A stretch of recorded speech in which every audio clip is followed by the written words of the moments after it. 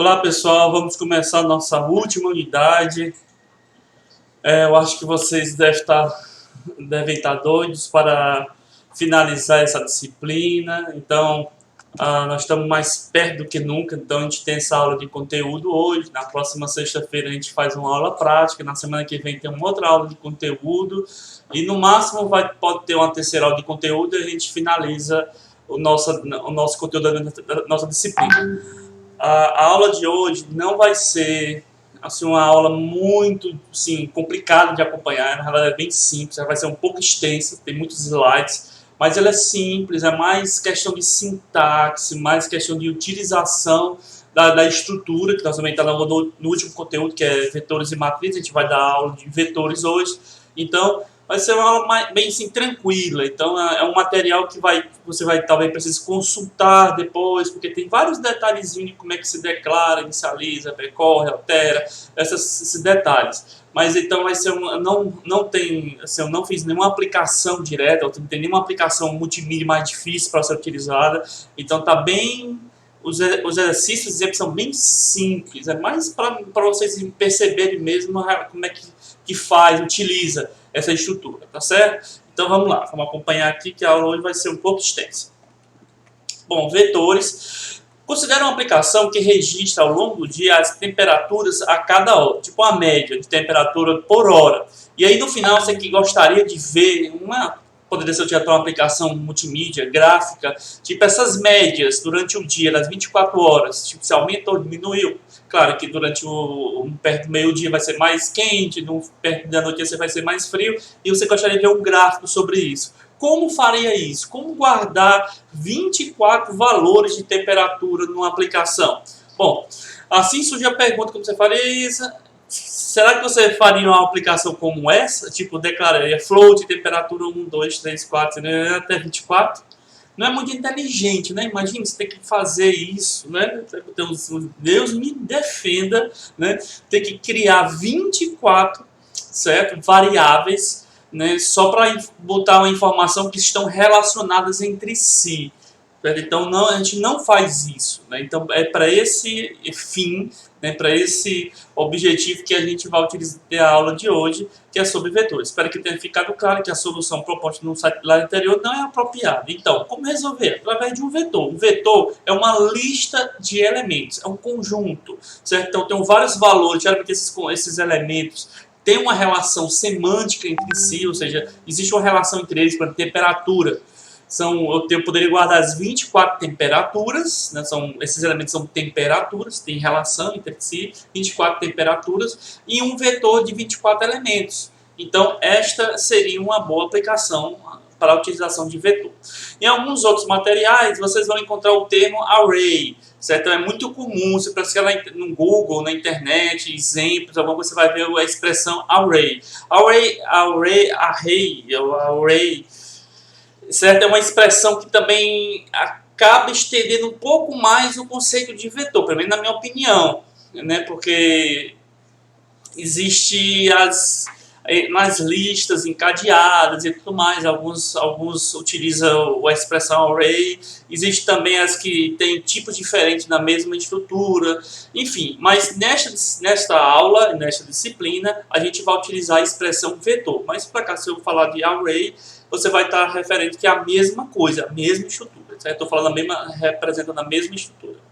Assim, quando temos uma coleção de dados que queremos armazenar em um programa, podemos fazer o uso desta lista, ao invés de declarar inúmeras variáveis. Ao invés de você declarar 24 variáveis, né, no mesmo tipo, para guardar informações que estão relacionadas, eu posso declarar ou criar um conjunto, certo? Que vai guardar esses valores que estão relacionados, né? E aí é o objetivo dos vetores. Então, nessa aula de hoje será para declarar e criar vetores, certo? Ou arrays, caso vocês prefiram chamar assim, inicializar vetores, então declarar, inicializar, obter um elemento de um vetor, obter o tamanho de um vetor, percorrer um vetor para modificar seu conteúdo e percorrer um vetor para obter seus elementos. Então, basicamente, são essas as tarefas, né, o conceito, o conteúdo desta aula. E, na verdade, são as tarefas mais comuns realizadas utilizando vetores. Como é que se declara, como é que se cria, como é que inicializa, como é que obtém um elemento desse conjunto, como é que sabe onde ele está, a posição dele nesse conjunto, qual é o tamanho desse conjunto, desse vetor, como é que eu saio percorrendo para imprimir, por exemplo, para listar todos os elementos, como é que eu percorro, né? Como é que eu listo todos os elementos desse vetor, como é que eu modifico esses elementos desse vetor. A aula de hoje a gente vai utilizar o Proxim, porque vai tornar mais simples você ficar botando código de pseudocódigo aqui, vai estender muito, a aula já tem quase 90 slides, para não estender muito a aula, então eu estou utilizando totalmente a sintaxe do Proxim, mas facilmente você acha, se tiver curiosidade como é que seria a sintaxe em pseudocódigo, você botar no Google, você pesquisar, você encontra facilmente como é que seria. Não tem muita dificuldade, acho que a forma como você cria é quase a mesma coisa. Na verdade, em alguns momentos a gente mostra como é que seria pseudocódigo. Declaração e criação de vetores. Como é que eu declaro um vetor? Geralmente os elementos de um vetor são todos do mesmo tipo. Por que eu falo geralmente? No Proxim é assim, na grande maioria das linguagens, quando você cria um vetor, você diz qual é o tipo que esse vetor vai ser. Então, se eu digo um vetor do tipo inteiro, todos os elementos que estão amarrados nesse vetor são do tipo inteiro. Mas, algumas linguagens, como JavaScript, você pode misturar os tipos. Você pode, ora você usa um ponto flutuante, ora você usa uma palavra, um texto, ora você usa valores inteiros. Então, você pode estar até um objeto dentro, entendeu? Assim, qualquer tipo. Você pode misturar à vontade em outras linguagens, mas nas linguagens que são fortemente tipadas, né, onde você precisa definir o tipo, como o Proxim e o Java, C, C++, elas precisam, quando declaram vetores do mesmo tipo. O Python também é uma outra linguagem que você pode misturar os tipos também, que elas são linguagens não tipadas ou fracamente tipadas, né, estáticas, dinâmicas, sim, vocês vão aprender um pouco mais em Programação 2 sobre esses conceitos. Bom, vocês vão ver futuramente que algumas linguagens permitem a criação de vetores, como um lista de elementos de tipo diferente, como já falei. Assim, ao declarar um vetor, precisaremos informar o tipo dos elementos que aquele vetor vai armazenar. Vocês, só assim, em parênteses aqui, vocês perceberam um pouco que nesses slides que eu mostro para vocês, basicamente o que eu estou falando aqui em vídeo, boa parte do texto, do conteúdo que eu falo, esse conteúdo está escrito nos slides. Por quê? Porque esses slides podem ser acessados ou lidos independentemente deste vídeo, como eu já falei para vocês anteriormente. Então, algumas vezes eu estou falando aqui, isso que eu escrevi aqui, mas se eu pular alguma parte desses textos aqui, lembre-se que eu já sei o que eu vou falar e eu vou pular alguma parte desses textos, ok? Mas vocês podem, inclusive, quem quiser, pegar o próprio PDF desses slides e estudar pelos slides, ele vai saber tudo o que eu estou falando nesse vídeo aqui. A sintaxe segue a seguinte forma. Em pseudocódigo é mais ou menos assim também. Tem um tipo, certo? Porque no Proxim, todos os elementos de um vetor do mesmo tipo, então declara o tipo, certo? E declara um nome. Não parece como a gente declara uma variável. Inclusive naquele livro que eu passei para vocês, o código transcendente, se eu não estou enganado, ele fala de vetores logo no começo, quando se fala em tipo de dados. Por que a gente está falando de vetores agora, deixando parte de vetor para o final da disciplina? Porque a gente pode utilizar a estrutura de repetição para manipular vetores. Na verdade, você precisa utilizar a estrutura de repetição e mostrar se os vetores, se os conjuntos forem muito grandes, vão precisar de estrutura de repetição.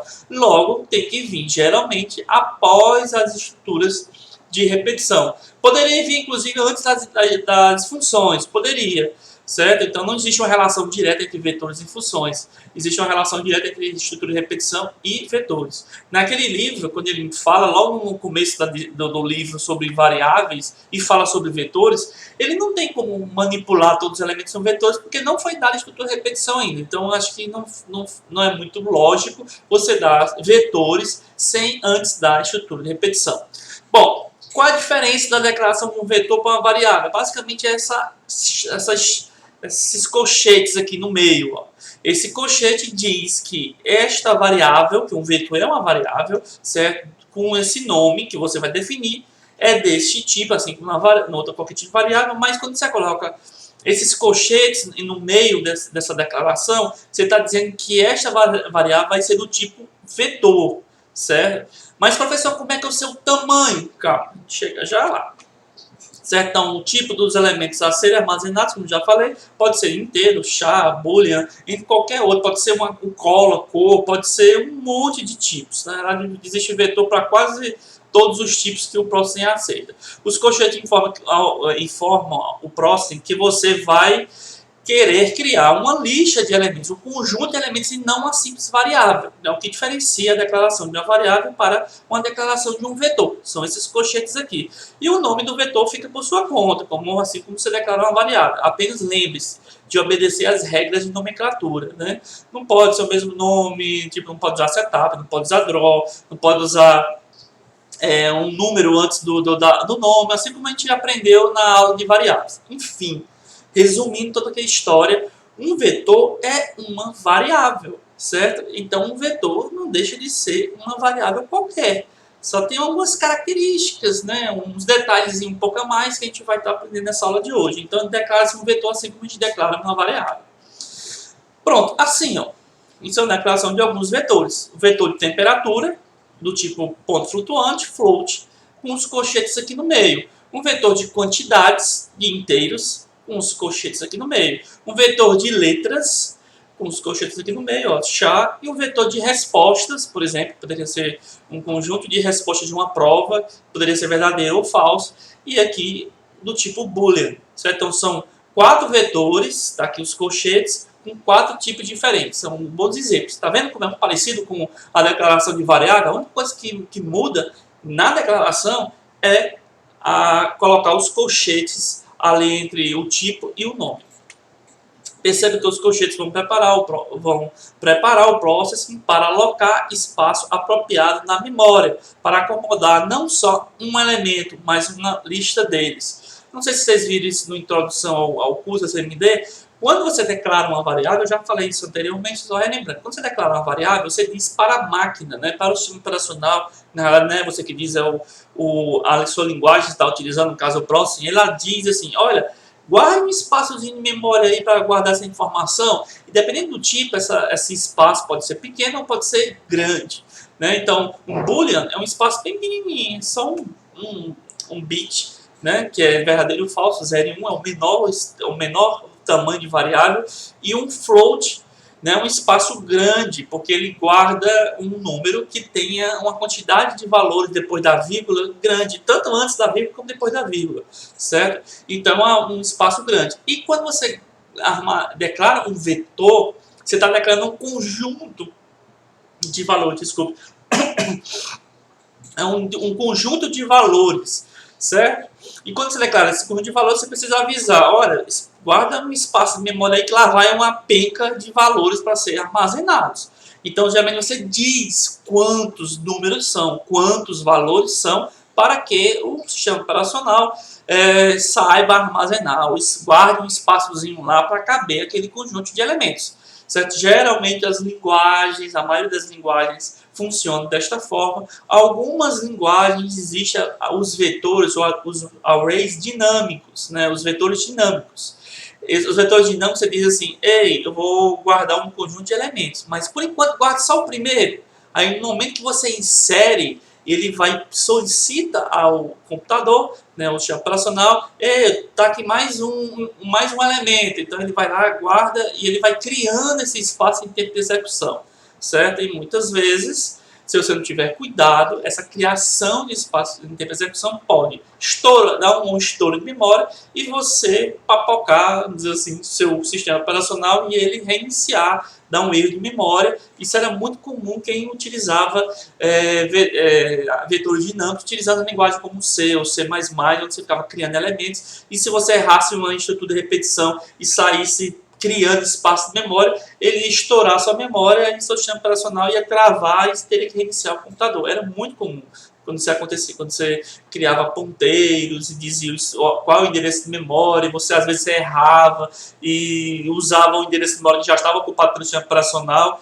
travava seu computador do mesmo jeito também. Hoje, com a evolução das linguagens, esse risco de travar o computador é bem menor. Tipo, o Process eu nunca tive esse problema. Também eu nunca utilizei, pelo menos até agora, vetores dinâmicos no Process. Outras linguagens é bem comum utilizar vetores dinâmicos. JavaScript, Python já faz parte delas, nessa criação de vetor dinâmico, sem ter esse problema de estourar a memória. Na verdade, ter problema tem, né? Mas é um pouco mais controlado você evitar isso.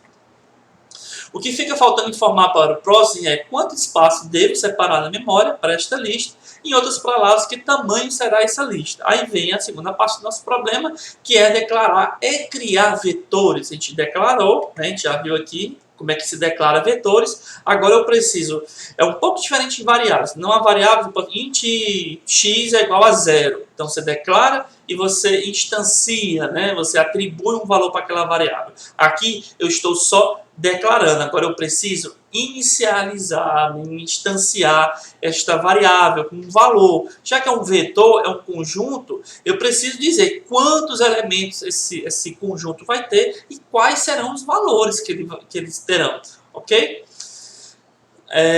Então, é desta forma que a gente diz. Ó. Assim, para criar um vetor, escrevemos um comando da seguinte sintaxe. Nome, como a gente já falou, né? Aí usa a palavrinha mágica aqui, né? Que é muito comum na grande maioria das linguagens, a palavra novo, new, né? Tipo e quantidade de elementos.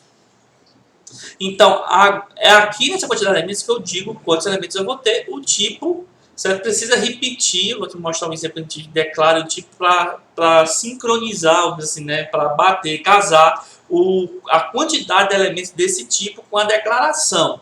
Aqui não confunda a declaração com a instanciação, com a criação. Aqui, ó, o nome é uma variável qualquer, vai receber, certo? O nome variável qualquer vai receber a quantidade de elementos desse tipo.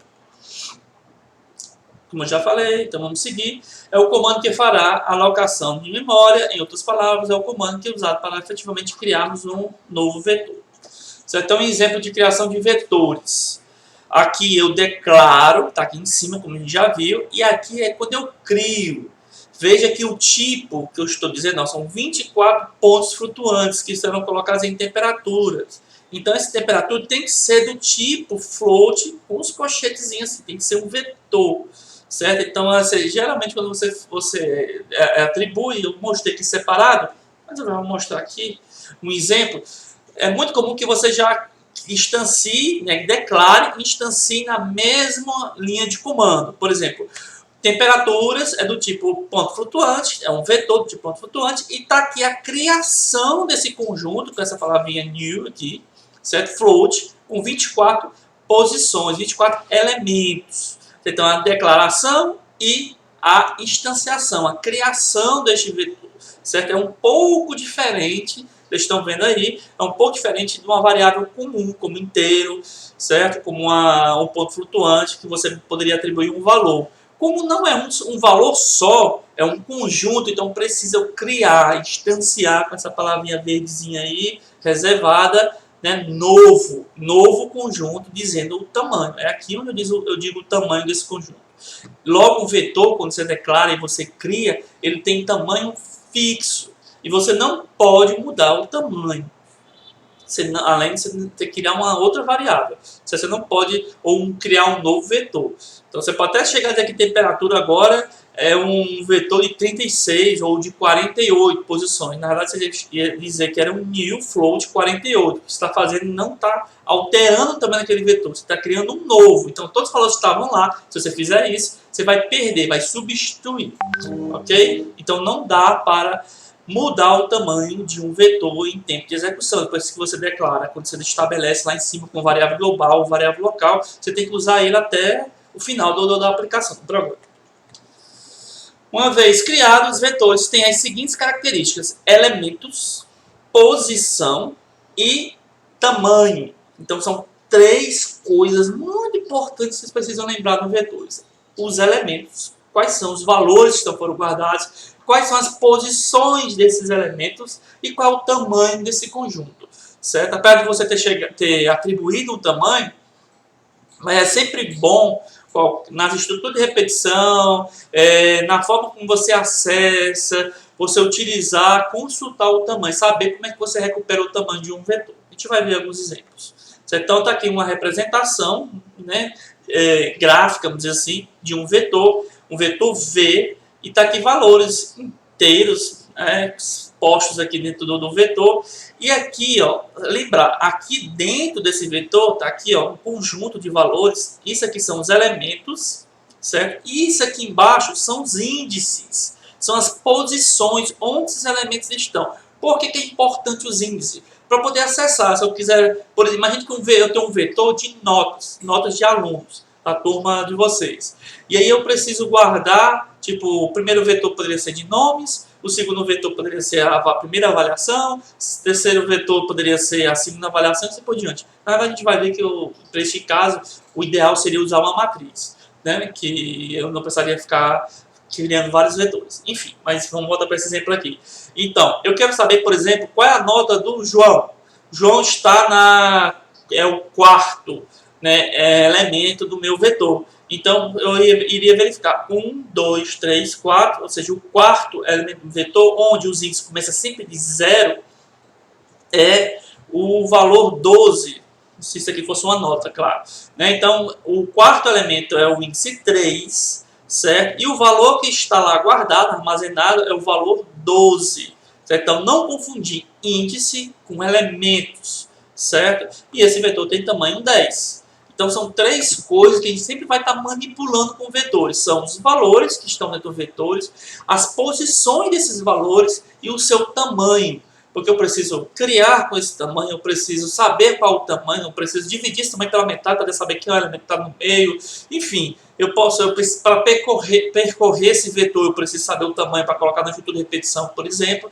Então, sempre tenho que saber manipular essas três informações. Os elementos são armazenados, já falei, vamos pular. Note que o primeiro índice é o 0, vocês não podem esquecer disso. Tem que lembrar disso, que o primeiro elemento do vetor é o 0. Isso é determinado pela linguagem. Certo? A grande maioria, não me lembro de nenhuma linguagem aqui, onde o elemento começa com 1. Geralmente começa com 0. Assim, todos os vetores que criamos terão o primeiro elemento no índice 0. Assim, para um vetor com n elementos, os índices dentro dele vão de 0 a n-1. Se eu tiver um vetor, no caso aquele exemplar, um vetor de 10 elementos, os índices, as posições que armazenam os valores, vai de 0 a 9. Certo? Então, se eu usar uma estrutura de repetição para preencher um vetor, como já vai ver os exemplos, eu vou fazer um for de 0 a 9 para preencher um vetor de 10 posições. Não esquecer disso, isso é importante. Até coloquei aqui um quadradinho cinza aqui no slide para vocês não esquecerem disso. Certo? No caso lá do exemplo que eu falei, com o tempo vamos ganhando familiaridade com essas sintaxes. Para isso é importante praticar bastante, certo? Então, neste momento, o conteúdo de vetor ele é um pouco mais assim, trabalhoso, não acho que não é tão difícil assim, porque ele tem esses detalhes de tipo, a forma como você cria, o tipo que o valor que você passa, como é que você acessa, o tamanho dele, lembrar que tem índice, que o índice vai de 0 a n-1, ou seja, essas informações vocês vão exercitando, né? Então vocês vão praticando.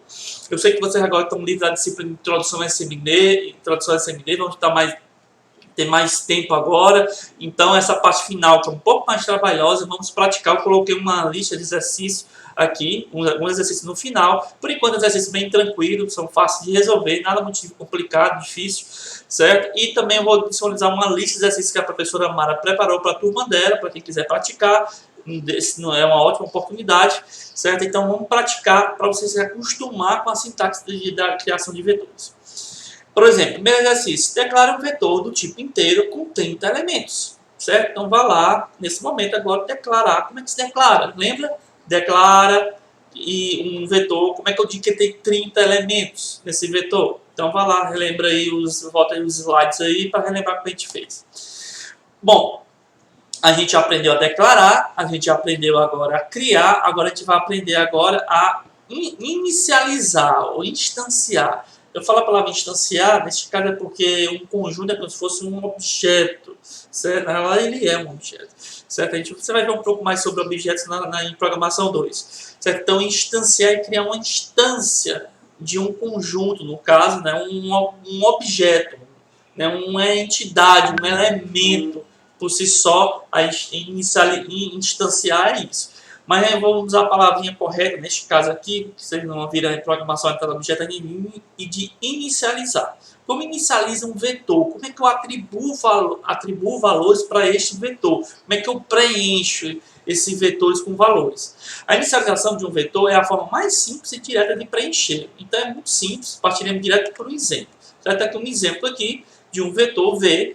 Ó, aqui eu estou declarando, certo? Ó, aqui, ó, int v é do tipo colchete aqui, ó, tá vendo? Isso aqui é vetores e é igual a aqui as chaves e a quantidade de vetores.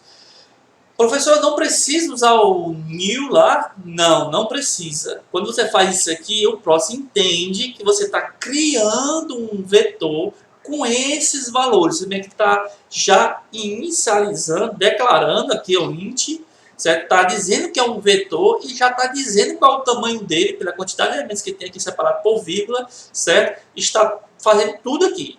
Declaração, criação e inicialização do vetor nesta mesma linha. Tá vendo? Não é tão complicado assim. É só relembrar como se fosse na matemática lá que vocês aprenderam, matemática básica lá no ensino fundamental, como é que você é um conjunto naturais é igual a chave 0,1, 2,3. Lembra a declaração clássica de um conjunto? Então é parecido. Ó. Isso aqui é como fosse aquele conjunto lá que a gente aprendeu na matemática básica lá, com chavezinhas, com os valores separados por vírgulas, certo? E aí aqui, que diferencia de uma variável normal, é que você está colocando colchetes aqui no começo. Certo? Então isso aqui é uma forma bem simples de inicializar um vetor. Na verdade, estou declarando, criando, inicializando um vetor, tudo numa linha só. Ok?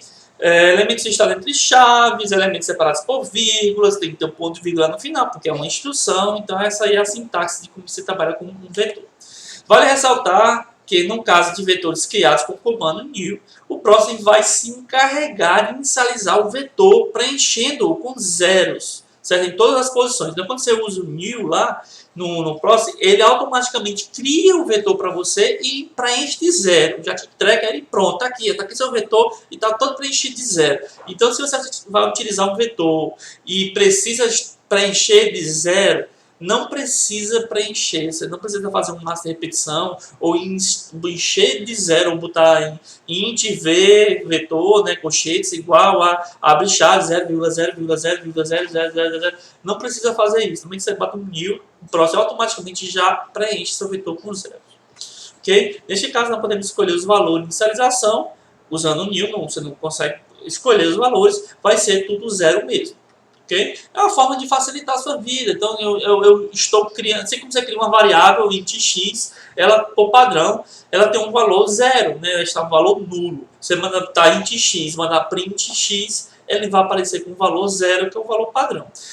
Bom, exercício. Inicialize um vetor criado no exercício anterior com valores entre 0 a 10. Certo? Então, você vai agora criar um vetor, certo? Inicializar ele com valor de 0 a 10, da forma que a gente aprendeu aqui, a gente já tem um exemplo nos slides anteriores. Bom, agora a gente vai aprender a obter um elemento de um vetor, certo? Então eu quero saber qual é o terceiro elemento do meu vetor, qual é o sexto elemento do meu vetor, qual é o último elemento do meu vetor, qual é o primeiro elemento do meu vetor. Então a gente vai aprender a manipular, a obter essas informações do meu conjunto. Imagina que eu tivesse uma caixa. Agora, na minha caixa tem vários valores lá dentro, só que não vai estar tudo bagunçado. É como se fosse uma caixa de vinho, por exemplo, onde vai ter os slots ali, onde tem um slot 0, 1, 2, 3, 4, é 12, e eu vou saber qual o slot de 0 a 12, onde eu vou poder colocar uma garrafa de vinho, por exemplo. Ok?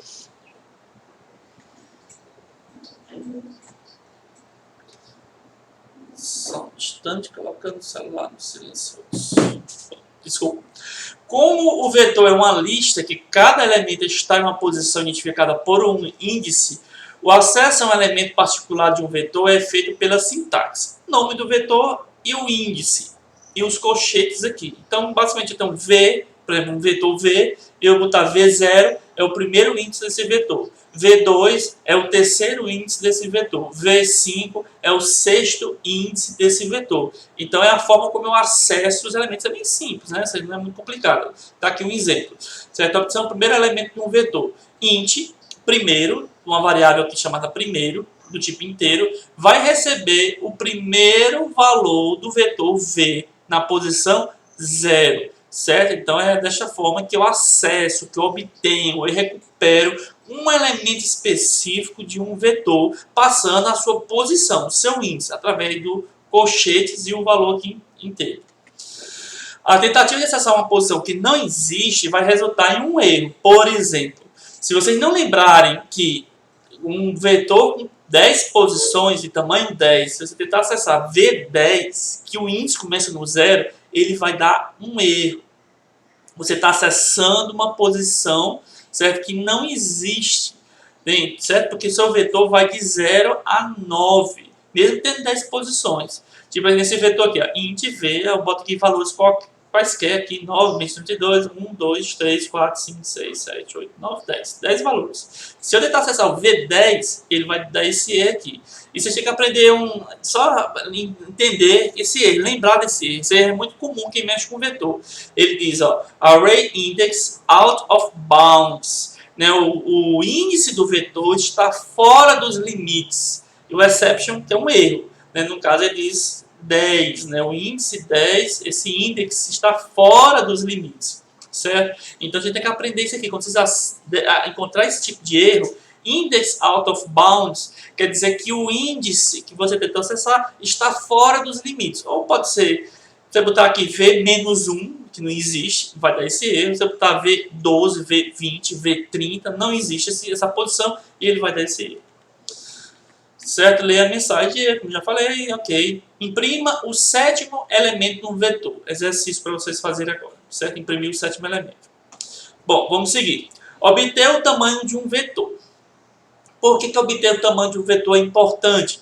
Imagine que eu tenho uma aplicação e vamos supor que, um exemplo, de guardar as notas dos alunos. Aí eu faço toda uma aplicação que faz cálculo de média, de desvio padrão, imprime, faz relatório, blá blá blá.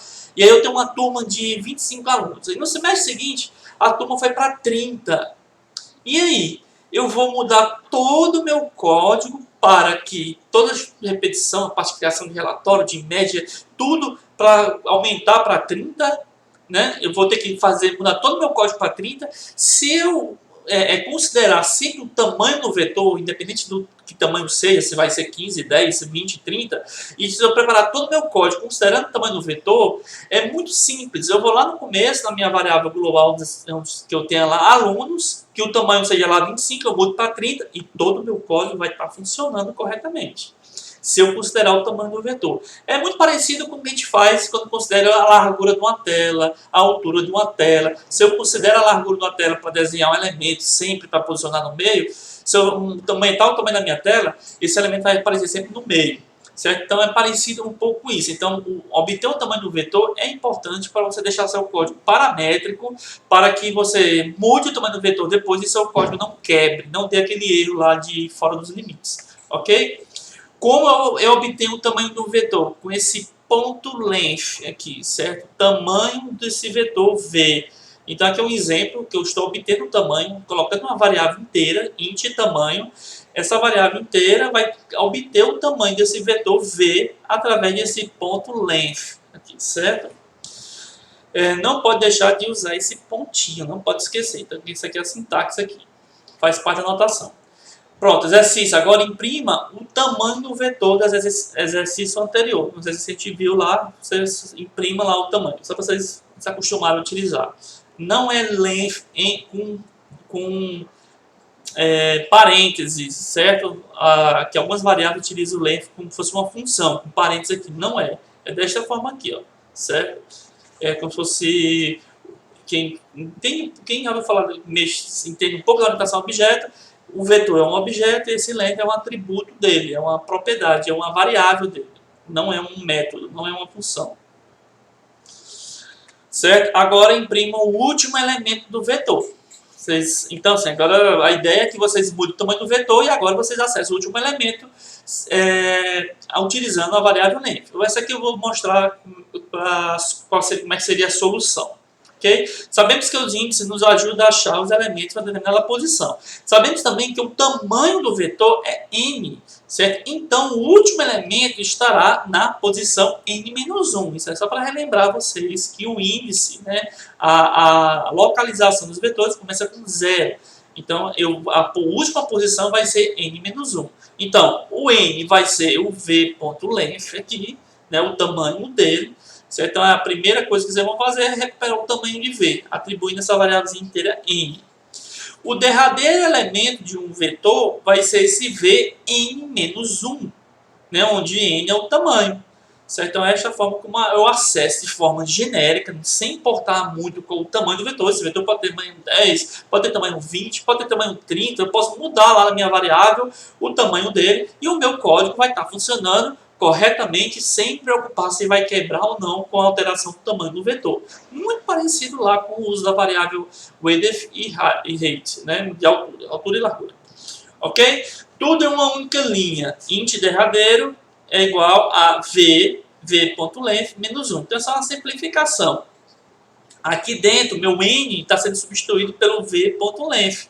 Lembra que eu criei uma variávelzinha n só para receber esse v.length? Se eu quiser colocar tudo em uma linha só, eu vou puxar esse v.length aqui para dentro, certo? Como eu estou fazendo aqui agora. Então, isso é muito comum, vocês vão ver muita utilização deste código aqui, que vai ficar estranho, v, colchete, v de novo, ponto length, porque ponto length é o tamanho dele. Né? E eu estou botando menos 1 aqui, porque meu índice vai de 0 a n menos 1. Ok? Se tiver alguma dúvida, vai lá no fórum e pergunta. Okay? Então vamos lá. Agora vamos percorrer vetores para modificar seu conteúdo. Da mesma forma que podemos modificar valores armazenados em uma variável, podemos também modificar elementos armazenados em um vetor. Na verdade, essa é uma forma de se preencher um vetor além da inicialização. Então a gente já aprendeu como é que preenche um vetor na inicialização, botando chaves e valores. Agora a gente vai aprender a preencher um vetor utilizando uma estrutura de repetição. Né? Porque assim, a vantagem dessa forma se mostra quando o tamanho do vetor é muito grande. Imagina você preencher um vetor com 100 posições, tudo na mão, escrever chaves 0,1 até 100. Não faz muito sentido. Né? Então, neste caso, usar uma estrutura de repetição fica mais interessante. E aí, antes disso, vamos só relembrar, né, a estrutura de um vetor para a gente perceber como reconhecer o padrão dessa estrutura para transformar isso em uma estrutura de repetição. Bom, aqui são os valores. E aqui embaixo é a forma como a gente recupera esse valor, obtém, né, acessa esse valor através do nome do vetor e o índice. Então veja que aqui eu tenho um númerozinho, ó, 0, 1, 2, 3, 4. Eu posso transformar esse acesso através de uma estrutura de repetição utilizando uma variável contadora. Né? São os laços de repetições para as variáveis de 0 até n-1. Um exemplo. Você tem um log exemplo para ficar mais concreto do que eu estou falando. Estou criando um vetor aqui inteiro, está aqui int, lá colchetes, certo? De tamanho 10, ali, ó, new int 10. Estou utilizando a estrutura de repetição for, que vai de 0 até o tamanho do vetor. Veja que eu estou recuperando aqui o tamanho do meu vetor, quantidades.length. Isso quer dizer que se eu mudar aqui esse vetor para 100, mudar de 10 para 100, o meu código vai funcionar sem problemas. Estou utilizando o tamanho do meu vetor aqui, quantidades.length, menos 1, porque se eu botar... eu poderia até tirar esse igual aqui e botar sem o menos 1, como está menor ou igual, né, então vai ser igual ao último elemento, então eu estou dando menos 1 aqui. Isso aqui foi de propósito para lembrar vocês do menos 1, da questão do índice, que a variável contadora vai ser utilizada como um endereçador, né, o índice. E o incrementador aqui no final. Quantidades, índice I, né, ou seja, vai receber um valor randômico de menos 100 a 100, que está sendo transformado em inteiro, já que o meu vetor é inteiro aqui. Ok? Então, isso é uma forma de preencher um vetor com valores aleatórios, randômicos, de menos 100 a 100. certo? Então, não é difícil, né? Só acaba sendo um pouco trabalhoso. Tem que lembrar do new, tem que lembrar do length, tem que lembrar que os índices você vai de 0 a n-1, né? Então tem que lembrar que você acessa utilizando colchetes. Aqui eu estou utilizando uma variávelzinha indexadora aqui, o i, que diz qual é o endereço. Então essas coisas vão exercitando e vai aprendendo, vai assimilando, né? Até que vocês vão achar isso mais natural, escrever esse tipo de código quando você manipula conjuntos. É sempre lembrar que uma variável, um vetor, é um conjunto. Então, naquele conjunto, eu preciso saber qual elemento daquele conjunto. Neste caso aqui, eu estou dizendo, olha, o elemento índice 0 vai receber um valor aleatório. O elemento índice 1 vai ser preenchido com um valor aleatório. O elemento índice 2 e assim por diante. Nesse caso, vai de 0 a 9. Então, ele está criando valores aleatórios e preenchendo, atribuindo essa quantidades aqui, que quando foi criado aqui em cima, vocês lembram? No momento que ele é criado, está sendo preenchido com o valor de 0. Agora está sendo atribuído o valor de menos 100 a 100. Ok? O laço de repetição visitou cada posição do vetor quantidades e atribuiu um valor aleatório. O comando new preencheu o vetor quantidades com valor de 0 em suas 10 posições e o laço de repetição modificou os elementos em cada posição do vetor, atribuindo um valor aleatório.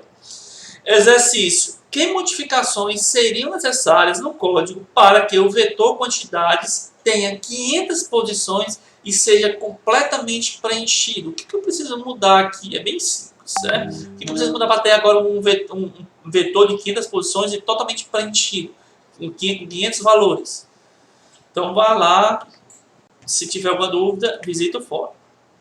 Bom, agora a gente vai aprender, a gente aprendeu a escrever, né, modificar o valor do vetor. Agora a gente vai aprender a percorrer, a ler, né, obter seus elementos. Anota aí, para percorrer um vetor usaremos sempre um laço de repetição. Bom, uma aplicação mais trivial, mais simples de se percorrer um vetor é usando um println. Por exemplo, a nossa vetor de temperaturas, que mostra a média de temperaturas por hora durante o dia. Eu quero saber quais são as temperaturas, como é que eu vou imprimir esses valores. Então, eu faço uma estrutura de repetição, um for, que vai começar de 0 e vai até o tamanho menos 1.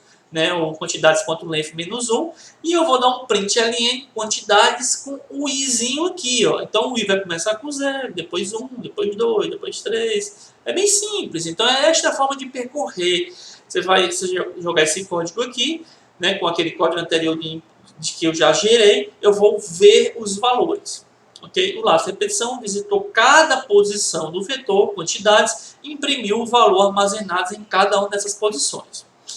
Bom, já estamos com 42 minutos de aula, vamos finalizar. Considerações finais. Criar e manipular vetores é importante para otimizar o armazenamento de dados em nossos programas, principalmente quando a gente manipula uma quantidade de valores que podem ser representados por um conjunto. Então, muitas aplicações, a gente percebe que aquela quantidade de valores estão relacionados entre si e eles poderiam ser armazenados em um conjunto ao invés de um monte de declaração de variáveis. Então, vetores é uma forma mais apropriada para se utilizar para essas aplicações. A notação, a sintaxe para realizar essa operação de criação e manipulação de vetores requer prática.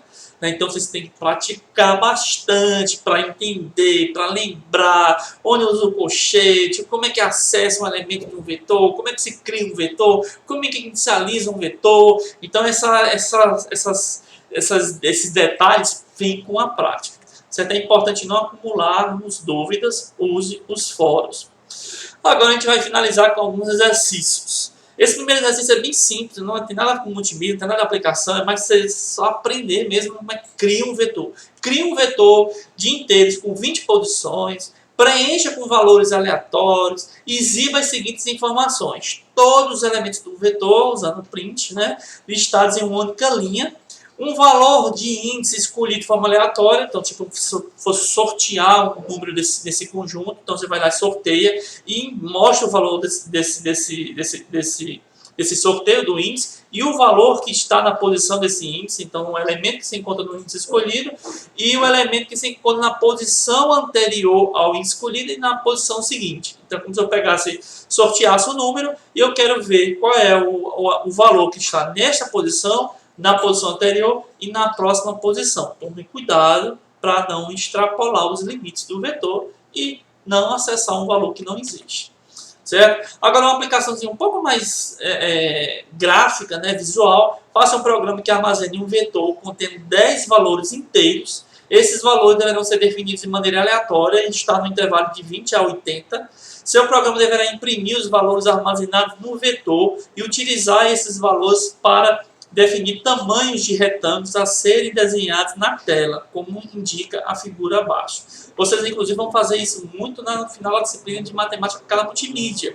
A gente tem um módulo lá que é de estatística, e lá a gente vai ter valores que vão ser calculados de alguma forma e você vai ter que criar os gráficos. Isso aqui é uma forma de representar um gráfico em barra, certo? Então eu não estou pedindo para criar um gráfico em barra, então é só para você representar esses valores de forma como se fosse um gráfico de barra, certo? E um outro exemplo, exercício, é criar uma aplicação que recebe um vetor de 3 posições. Cada elemento representa um valor para as componentes RGB de uma dada cor. A função retornará um vetor também de 3 posições contendo valores que correspondem ao inverso da cor dada. Isso aqui é uma harmonia cromática, você vai dar numa cor, eu quero saber qual é a cor inversa, né? Qual seria a cor complementar. E para a cor 25500, a função retornará a cor 00255. Desculpa, na verdade é 25500, seria 0255. Certo? Seria o inverso, a gente já viu na nossa programação com cor, como se calcula a cor complementar. Sugestão: seu programa poderá exibir a cor original e a cor invertida em uma figura. Para alternar a cor da figura, você pode utilizar um clique de mouse. Certo? Você pode criar uma tecla, né, ou qualquer outra coisa, ou através de uma variável. Isso é só uma sugestão. Ok? Um outro exercício é criar um procedimento que receba um vetor de 30 posições, contendo componentes RGB de 10 cores. Então, é um vetor de 30 posições, mas representam 10 cores. Cada 3 valores do vetor corresponde, então, a uma cor. A função desenhará na tela 10 círculos, cada um com as cores retiradas do vetor. Exemplo, para o vetor 255, 2550, 02, essas cores aí, teremos o desenho dos signos nas cores amarelo, ciano, branco, azul, preto. Então, 30 posições, cada 3 pares, né, triplos, pares não, desculpe, cada conjunto de 3 valores representa uma cor. Então, você vai percorrer o vetor, a cada 3 valores, desenha um círculo com uma cor. Ok? Então, nós ficamos por aqui. Espero que vocês tenham gostado da aula de hoje. E até sexta-feira, onde a gente vai ver alguns exercícios práticos. Até logo!